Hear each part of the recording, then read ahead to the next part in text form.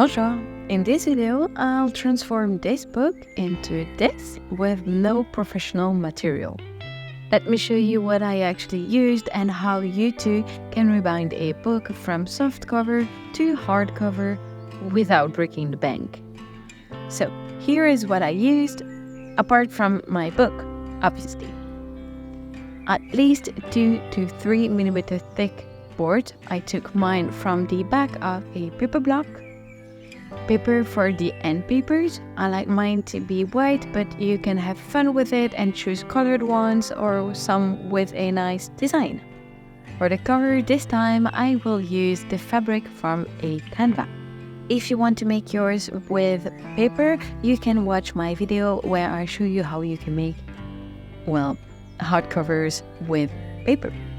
I also used a ruler, an X-Acto knife, brushes, white glue, any type will do. I'm using a cheap tacky glue from the dollar store, acrylic paint, fake flowers, that's optional, but that's what I use for my 3D elements, and a cute ribbon as well, optional, and super glue, that's for the fake flower and the ribbon, so that's as well optional if you just want to paint your cover, for example. Step 1. Measure. First, measure the width, the height, and the thickness of your book. You will need 3 pieces of board, 2 of the same size for the front and back cover, and another one for the spine. Use your measurements and add 6 mm to the height for all 3 pieces. In my case, it will be 20.4 centimeters. The 2 cover pieces need to be the same width as the book, so 12.8 centimeters for me. And add twice the thickness of your board to the thickness of your book to get the width of the spine. So in my case, I used 2 mm board, so I need to make my spine 2.5 centimeters wide. Step 2. Assemble the cover. Once you have your 3 pieces, it's time to assemble them. Glue a piece of paper to the spine, then flip it over and crease the paper against the edge of the spine. Then glue the front and back cover to that paper, leaving 3 mm from the spine. You can create a 3 mm guide if you like, but you can also just trace a line 3 mm from the spine and use that as a guide. Then let it dry. Step 3. Cut and glue the fabric. Cutting the fabric to the perfect size is really easy. Place your assembled cover on top of it and cut all around it, leaving an edge of 4 to 5 centimeters. You can use a ruler or a similar guide to help you like I did. Next, apply glue all over the first cover, on the side without the paper, that's important, and glue it to the fabric using your guide for a perfect placement. Flip it over and smooth out the surface. Then repeat the same step for the spine. Make sure to push the fabric into the space between the covers and the spine. Then do the same for the other cover. Now I will glue the sides, and there's a few tricks that can help you to master this step.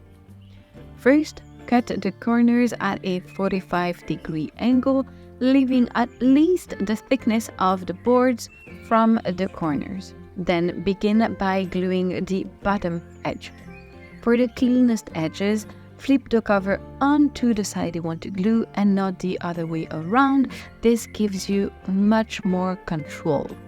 And do the same for the top edge. And here's the best tip for clean corners. Once you did the top and bottom edges, press them down like so. Then glue the other sides. And then you will have the cleanest corners could possibly wish for. Finally, use a spare piece of fabric and a ruler to ensure your creases are perfect. And voila, we have the base for our cover. Lay it flat, and this is optional, but you can place barbecue sticks in the creases and weight it down to let it dry in this position. then you will have the best creases ever. Step 4. Prepare the text block.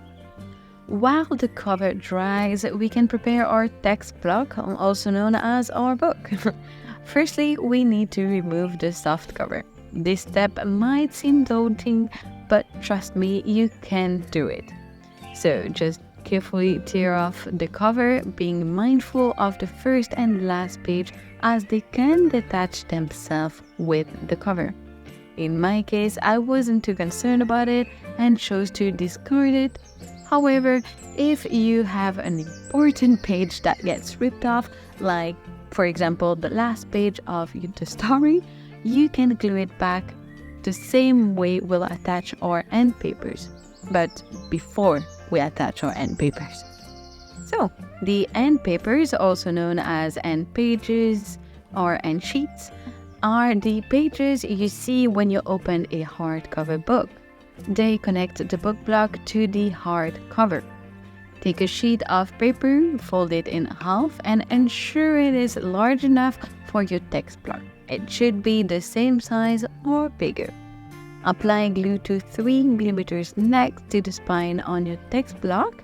Place your folded paper on top, aligning the crease with the spine, and repeat for the other side and let dry on the weight.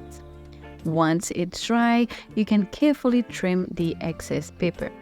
Use the book to help you cut precisely, but don't apply too much pressure at first. Let your book guide your knife gently and don't cut into your book. If you think the spine of your text block might be fragile, you can reinforce it by gluing a piece of thin fabric to it and over the end pages like I did. Now, for some extra details, I used a ribbon with fluffy sides as a makeshift headband. Headbands are decorative strips added to the top and bottom of your book spine just to make it look better. I often get asked if you can skip this entire step of removing the soft cover and creating end papers and glue just your new cover directly onto the soft cover. And you could do this if you sand it down first for the glue to adhere properly. One of my subscribers did it and it worked fine, apparently.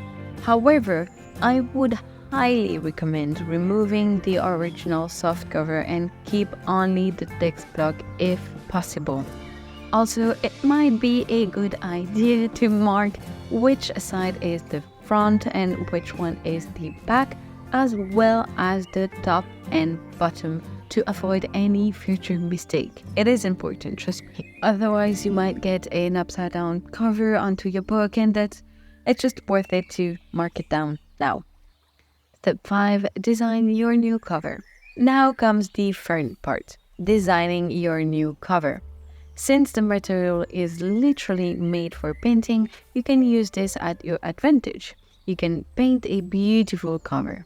I chose to paint mine a light green and add 3D elements to it afterwards. I started by applying 2 coats of a light green mix I made with my acrylic paints. And for the title, I like the font from the Wordsworth Luxe Collection edition, so I traced it from my iPad, and then I transferred it onto my cover by applying just graphite pencil to the other side of the paper and traced the title once again on the cover this time. I used an acrylic marker to paint it, and I also copied the back cover text from the original book onto mine and painted simple white flowers with a yellow center around it. Remember, it is not a race. Take your time, enjoy the process, and immerse yourself completely in each step. I know my front cover is a bit bare at the moment, but do not worry, we'll make it extra special in a few moments. Once I was satisfied with the result, I sealed it with a coat of clear spray paint. Step 6. Attach your new cover. It's time to attach our new cover to our text block. Start by placing the text block correctly in your cover and verify everything is correctly aligned and in the right way. Lay your book onto the table, open the cover and place a spare sheet of paper under the end paper to protect the text block from the glue. Apply the glue all over the end paper and remove the protective paper. For optimal placement, push your end paper tightly against the spine and then press the spine of the cover onto the spine of your text block and then close the cover, pulling it towards you as much as possible. Flip your book over and ensure the placement is perfect. It should be centered with a 3mm overhang on top, bottom and side. If not, you can slightly adjust it, then smooth over the surface with a flat object. Be careful not to rip your paper as it is humid for now because of the glue, so be careful. Then repeat the same process for the other side. Do not glue the spine, as this will prevent the book from opening properly. So please do not glue the spine. Finally, place baking paper or cling film under both covers to prevent the book from absorbing the moisture from the glue. Optionally, you can again place barbecue sticks on the creases to enhance their visibility, and then press down everything, allowing it to dry for at least 24 hours. This could be your last step and you could be done after that if you chose not to place 3D elements to your cover and if you chose to paint your cover. But as I told you and showed you, I chose to add 3D elements to my cover. So my 7th step is adding the finishing touches. While we wait, let's prepare our special elements. Since Anne of Green Gable loves flower, I wanted to include some on the cover. I chose to use fake flowers, which almost perfectly match what I had in mind. However, they posed 2 issues. First, their construction prevented to be glued flat on the cover, and I wanted their centers to be yellow. So, to resolve the first issue, I trimmed them with a nail clipper. So that's perfect. And for the second, I spray paint them yellow. And that's it. Once the book and flower centers were dry, it was time to glue. I used a super glue with a stick to avoid getting glue on my fingers. I hate that. I can't stand the feeling of super glue on my skin. So I simply glued the petals, followed by the centers, and I experimented with different placements on my iPad first and followed the one I liked best. And then the final touch was a cute bow in the middle. I used the same ribbon as I did for the headband and secured it with a super glue dot on the knot, and I also secured the loops and hanging pieces with a dot of glue each. Although I somewhat regret this last step of gluing the hanging piece, because you can sort of see the super glue underneath, but oh well, that's okay, I guess, and I still love the result. And voila! With no real bookbinding material, we managed to create this lovely new cover, and I'm sure you did a great, fantastic job if you followed this tutorial as well, and I would love to see what you created if you followed this tutorial. So please tag me in your pictures or send them directly over DMs on Instagram or wherever you want. And as always, be kind to yourself, and I'll see you in the next video. Ciao, take care.